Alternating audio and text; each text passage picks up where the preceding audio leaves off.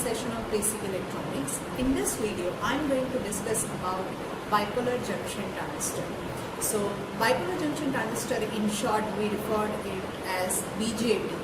BJT is a very basic semiconductor device. In the previous videos, we had already seen the one more basic device, that is the PN junction diode. We had seen its construction, we had seen its operation, and we had seen some of the electronic circuit which is designed using the diode. But now I am going to introduce a new device which is made up of a semiconductor material, that is bipolar junction transistor. So these are the contents which I am going to cover in this particular video. So first we will see the bipolar junction transistor basic. I will introduce this particular device. Then we will see the construction of BJT, and then we'll also list the region of operation of BJT, and we'll see the operation of biased BJT. Also we will see the unbiased BJT. That means we are not applying any external voltage to the device, and how does it functions, and what will be the situation, what will be the scenario inside the device.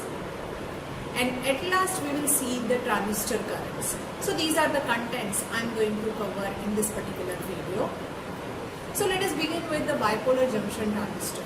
What is a BJT, bipolar junction transistor? It is basically a three-terminal semiconductor device. Which are the three terminals of BJT? So it includes collector, emitter and base. I will discuss all these three terminals or part of BJT in detail in the upcoming slide. Now, what is the important application of BJT? Or you might have a question in your mind that we have already seen the PN junction diode. Then why we need to design a new device? So the most important application of BJT is it is used as an amplifier. What is an amplifier? So if I'm having a AC signal, or for example sinusoidal signal which is having the lower strength, and I want to increase its strength, then I need to amplify this particular signal. So this amplifier circuit can be designed using BJT, that is bipolar junction transistor. Or amplifier cannot be designed using PN junction diode. That is why this BJT is a very important device which is used for the amplification purpose. So amplifier is having the many applications in the field of communication as well as in the field of electronics. BJT can be used as a building block in almost the electronic circuit, like it is a simple regulator, oscillator. It can be used in the logic gate circuitry, that is the digital electronics as well as the digital computer. So bipolar junction transistor is having many applications in the electronics as well as in the field of communication. That is why this BJT is invented and it is used in such kind of applications. Now, why it is called the transistor?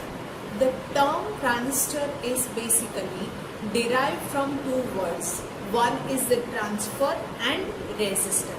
Basically, these two words describes the operation of transistor, and what it is doing actually, the transfer of input signal current from low resistance circuit to the high resistance circuit. So input signal current is transferred from low resistance circuit to the high resistance circuit. So this is the basically function of transistor. That is why it is referred as a transfer resistor. That's why transistor. And this operation gives us the amplification. Basically, we are applying input to the base and we are getting output to the collector, and that is the amplified one. So that we will see in the upcoming slides. Now you might have a question in your mind that why we call it as a bipolar transistor. So conduction of current in the bipolar transistor is due to both the carriers, that is electrons and holes. That is why it is called the bipolar transistor. So this is how the name given to the BJT is bipolar junction transistor. Now we will see basic BJT types. So which are the types of bipolar junction transistors are there? So basically there are of two types. One is the PNP transistor and NPN transistor. So construction of bipolar junction transistor is like this. We have N and P type of semiconductor material.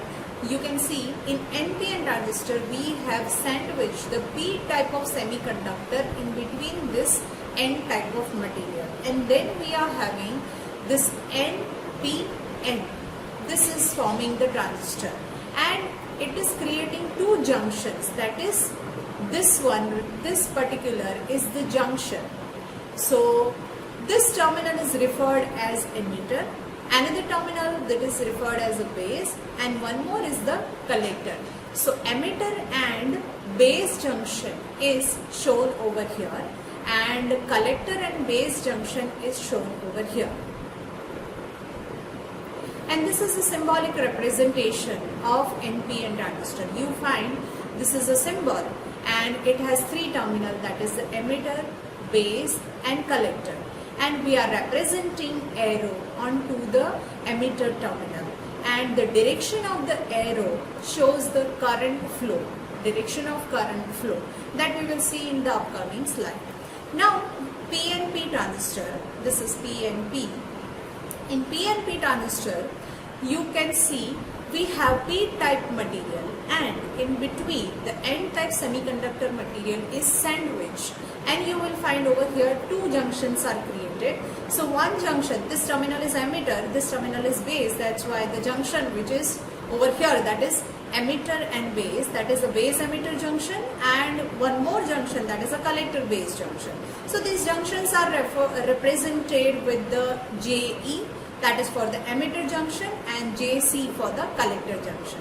And this is the symbolic representation of PNP transistor. You find these are the three terminals, emitter, base and collector, and always base is the middle one and arrow is shown on the emitter. So terminal on which the arrow is shown, that is the emitter terminal, and the direction of the arrow shows that whether it is NPN transistor or PNP transistor. As arrow is going inside, this is the PNP transistor, and the arrow direction shows the actual flow of current direction. So this is the PNP and NPN transistor, two types of BJTs and their symbolic representation. Now let us begin with the unbiased transistor. What is the meaning of unbiased transistor? Let us talk about the NPN transistor first. So we have this P-type semiconductor material sandwiched between the N-type material, and you find over here these two junctions created, emitter junction and collector junction. So this junction is referred as the base emitter junction, and this junction is referred as the collector base junction. So when we have not applied any external DC sources to this particular device, then what is happening at the junction? That is what we are going to observe now. And that is called the unbiased transistor. Means we are not applying any external supply to the BJT, and we will see what happens at the junction. You can see, for example, we are having this NPN transistor. So this N-type material is having electrons as the majority charge carrier. So free electrons are represented with this sign, and this P-type material is having free holes, and negative ions are shown with this blue color. This negative ions are shown with the blue color, and positive ions are shown with the green color. Now what happens at the junction? Just look at this particular portion. This is the emitter, and in emitter there are number of free electrons. These free electrons will cross this junction, what happens? Always charges are trying to move from high concentration to low concentration, and due to that, here the number of electrons are more. That's why it will cross the junction and it will forms ions near the junction. So atoms which are present near the junction, that will get the electron and it becomes the negative ion. So these are the negative ions which is shown over here inside this base region, because electron crossed from this n-type, that is emitter, to the base. And what happens?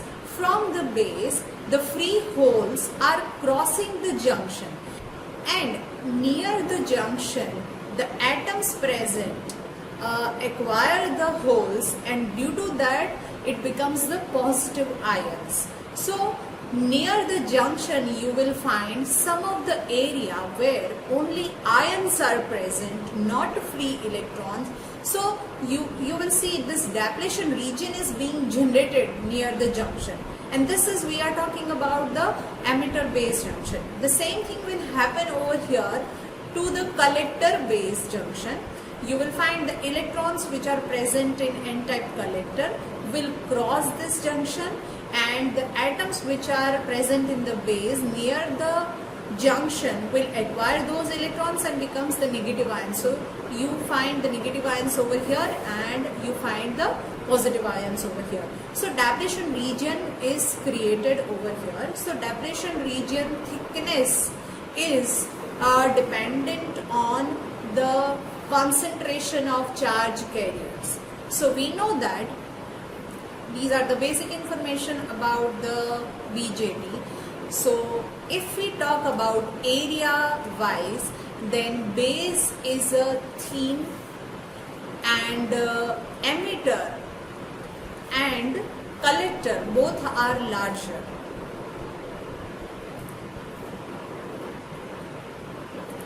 Emitter and we can say collector, which is having larger area, but out of this emitter and collector, we in the BJT, collector is having largest area.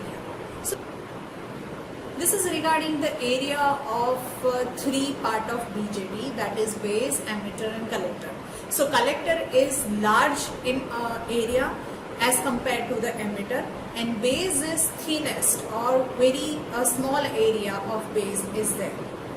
Now if we talk about the doping concentration,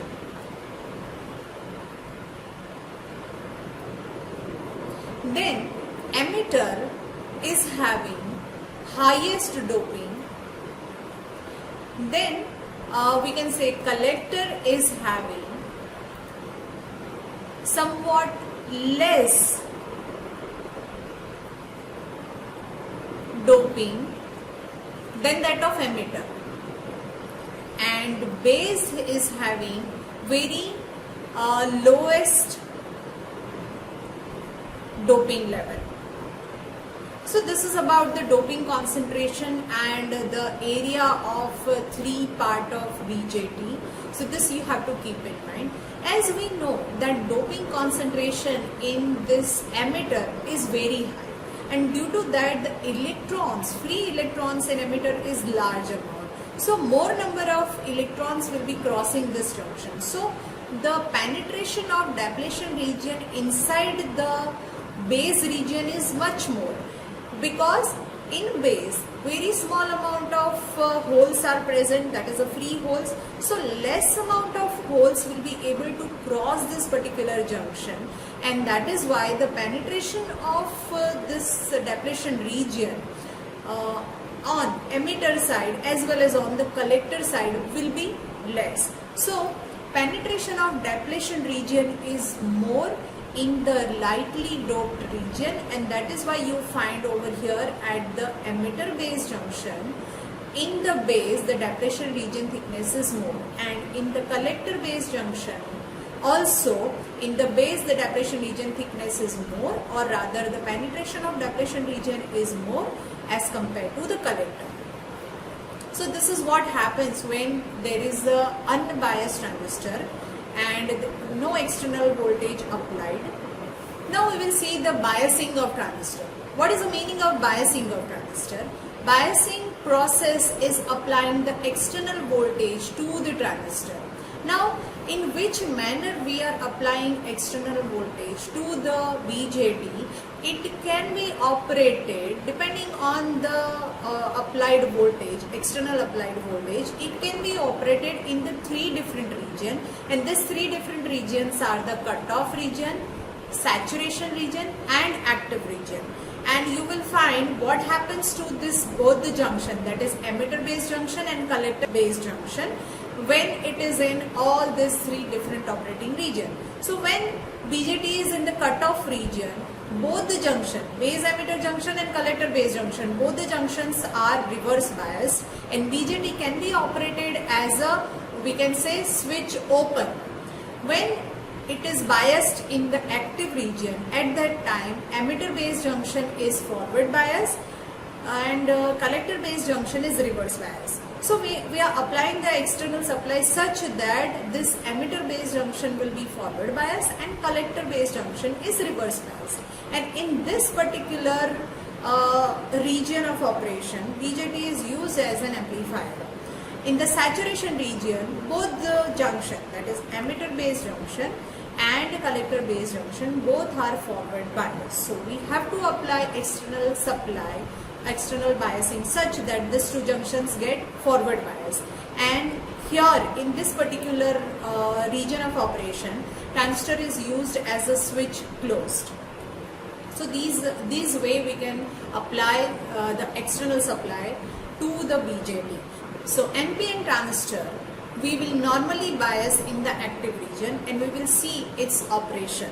So NPN transistor biasing in the active region is like this. So for active region, what we need to do, that is the base emitter junction has to be forward biased and collector base junction has to be reverse biased. So this is a symbolic representation of NPN transistor. As arrow is outside, you find this transistor is the NPN transistor. So this is N, this is P type and this is again N.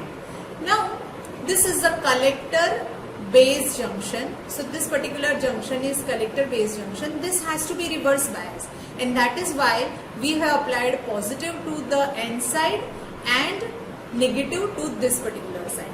And this is base and emitter junction. So base emitter junction always has to be in the forward bias. So to the P side we have connected plus, and to the E side, that is emitter side, we have connected minus. So plus VBE, base to emitter junction is such that plus is connected to P side and minus is connected to the N side. And collector base junction such that we have N side and there we have connected plus. Same thing is shown in the circuit form over here. You can see this is the symbol of BJT, this is the emitter, this is collector, this is a base side. So emitter and base junction has to be forward bias. So as this is N side, so to the N we have connected negative of the battery, and to the P then we have connected positive of the battery. That's why this VEE, the name given to this supply as VEE because it is connected towards the emitter side. Since this battery VEE is such that it makes the base emitter junction forward bias, and you find this is collector of N type which is connected to plus of the battery, and this is a base which is connected to minus. That is why you can see this battery name given is VCC as it is connected towards the collector side. It is such that the collector base junction is reverse bias. So this is how we need to connect the external supply or external voltages, that is VCC and VEE, to bias this NPN transistor into the active region.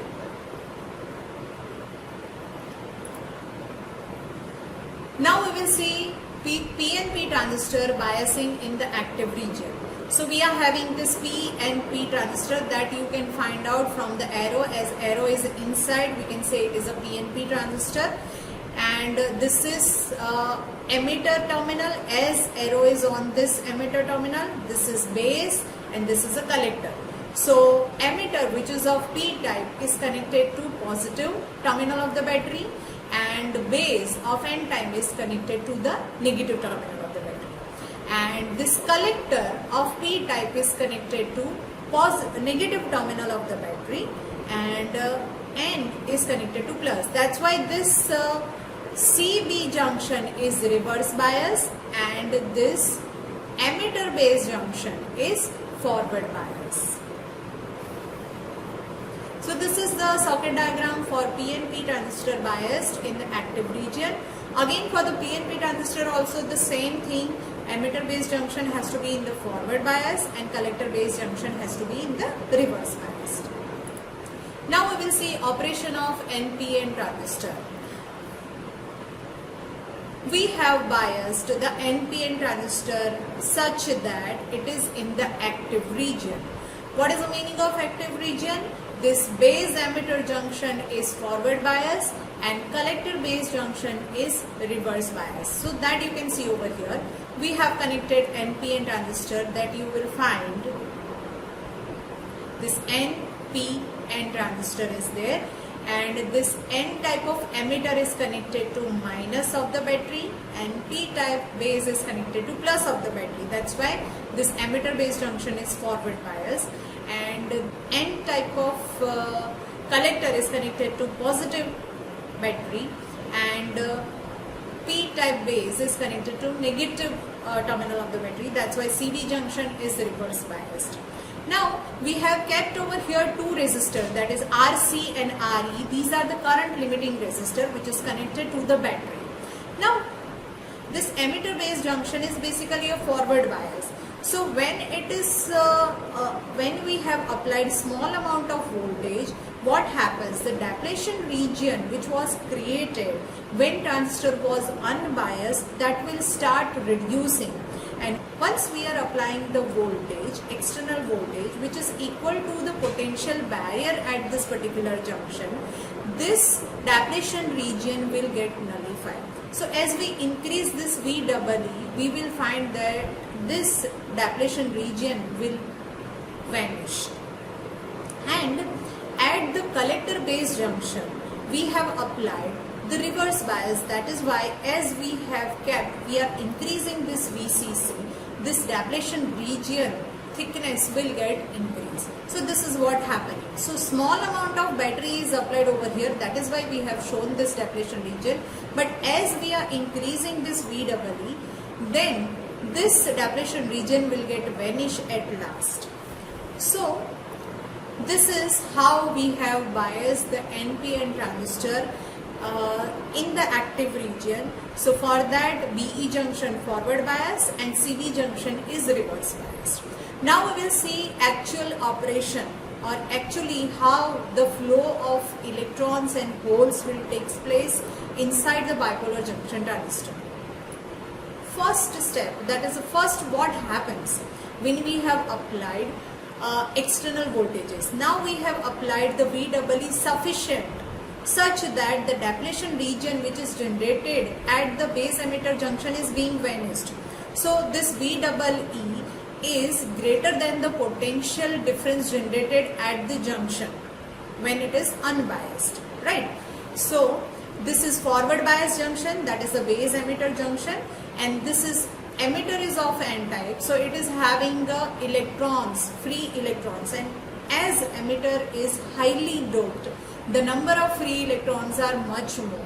And what happens? The electrons which are the majority charge carrier of N-type emitter will start flowing towards the base. So that you can see over here, these electrons are moving towards the base. Because this emitter is highly doped and number of free electrons are there. So first step is this electron will start moving towards this, because you will find this positive terminal of the battery is somewhere over here.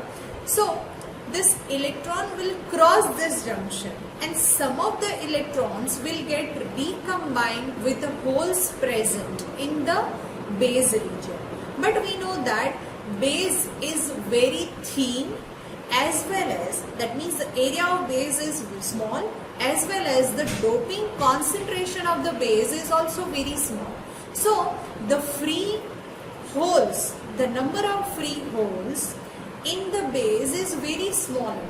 So these majority charge carrier, that is electrons, which are crossing this junction and entering into the base, will recombine with the holes, but the number of holes present in the base is very small in number. That is why only few electrons which are out of which are crossing the junction will get recombined in the base, and others, we will see what happens to the others remaining of electrons in the next slide. So the electrons which recombines with the holes will generate a current. That current is the base electron current due to the recombination. So you can see the same thing is written over here. Some of the electrons recombine with the holes in the base, and it constitutes the base current, and this base current is due to the recombination of electrons with the holes. As base region is thin and lightly doped, only few holes are available for recombination, and the remaining large number of electron will pass through the collector. That we will see in the next slide how it is passing through the collector. So what we have seen up to now, that in the emitter, majority charge carrier, that is electrons, are there, and this large number of electrons are crossing the emitter base junction, out of which few recombines with the holes present in the base, and that constitute the base current, and that is the represented over here with the IP. So this is the direction of flow of electron, and that is shown over here. These are the holes.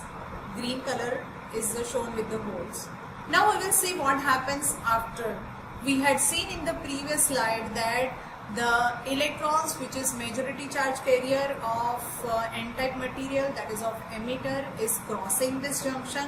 Out of that, few electrons will recombine with the holes present in the base, and this is a very small amount, or this is very small in the number, and that constitute the base electron current, that is due to the recombination.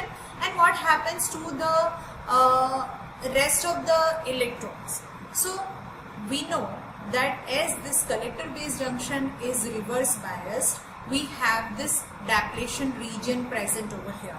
But the strength of this depletion region is very high, and due to that the electric field is generated, and when this electrons, which is crossing the junction and reaches to the base, will enter over here in this particular region, it will get attracted towards the collector due to this large amount of electric field. And you find this electric field is such that this positive side is over here, negative side is over here, and that is why direction of the electric field is such that it will snatch this electrons over here. So electrons will cross this depletion region very fast due to the high strength of electric field. So it will be like the electrons, when they reach over here, that will be thrown to this collector.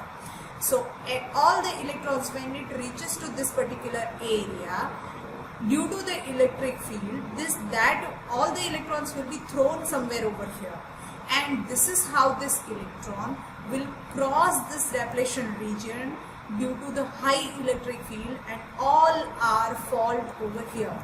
And even collector is having few free electrons, and you will find this electron will be moving towards this particular end.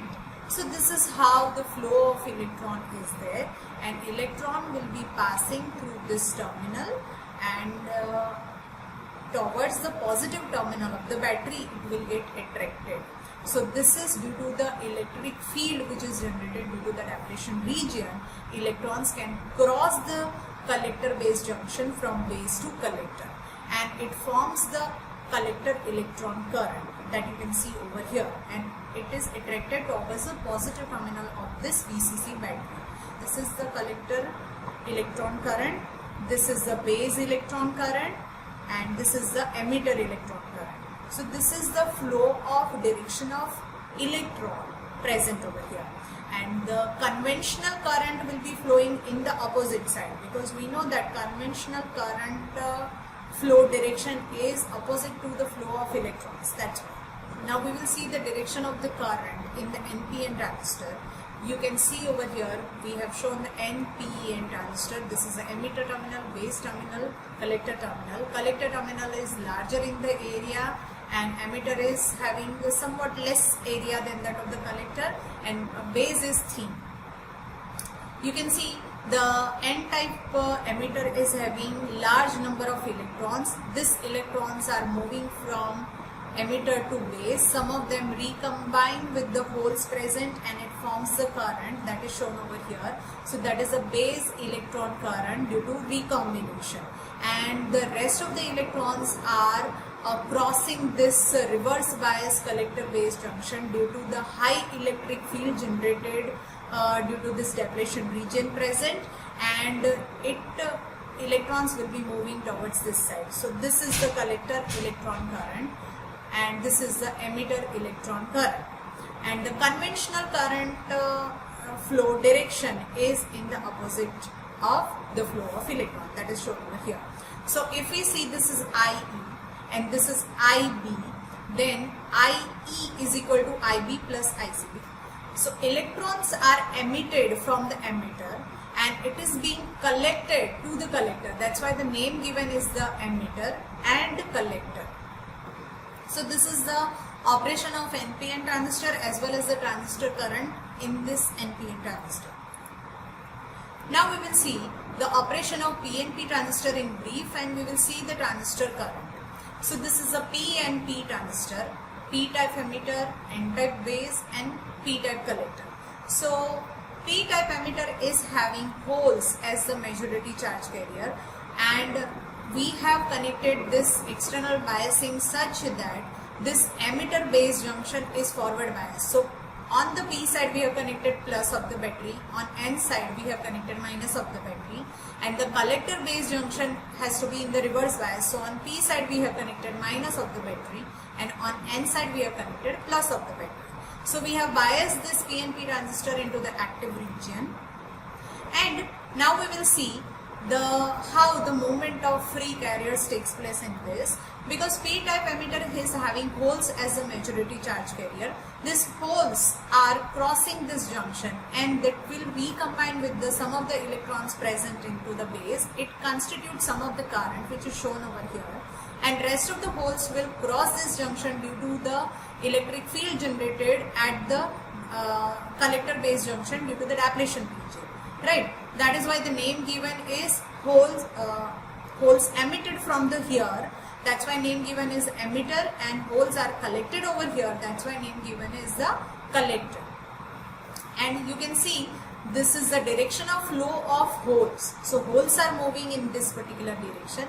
At IB also holes are moving in this direction. IE also holes are moving in this particular direction.